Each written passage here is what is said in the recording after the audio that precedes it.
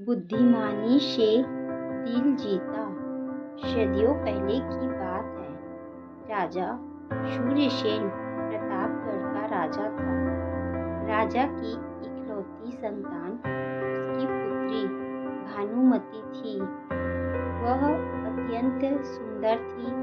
भानुमति के विवाह योग्य होने पर राजा को पुत्री के लिए एक योग्य वर की तलाश थी। राजा एक ऐसा बुद्धिमान वर खोजना चाहता था जो उसकी पुत्री से विवाह के पश्चात उसके राज्य को भी संभाल सके।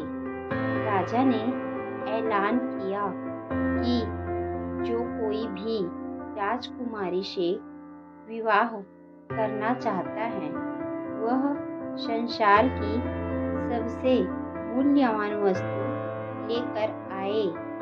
अनेक राजकुमार कई मूल्यवान वस्तुएं लेकर राजा के समक्ष उपस्थित होते रहते थे, किंतु राजा ने सबको नकार दिया।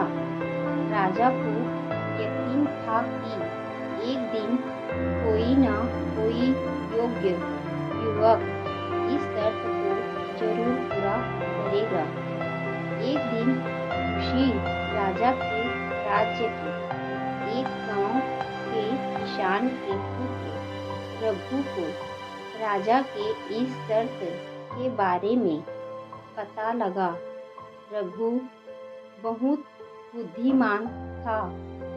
उसने विवेकपूर्ण तरीके से सोचा और फिर एक दिन 3 वस्तुएं लेकर राजा के दरबार में हाजिर हो गया। राजा से अनुमति पाकर वह बोला, मैं दुनिया की 3 सबसे महत्वपूर्ण वस्तुएं लाया हूँ।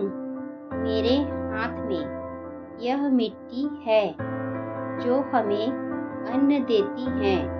यह जल है जो अमूल्य है और इसके बिना जीवन संभव नहीं है।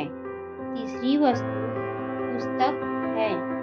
पुस्तकें ज्ञान का आधार होती हैं और ज्ञान के बिना सृष्टि का संचालन असंभव है।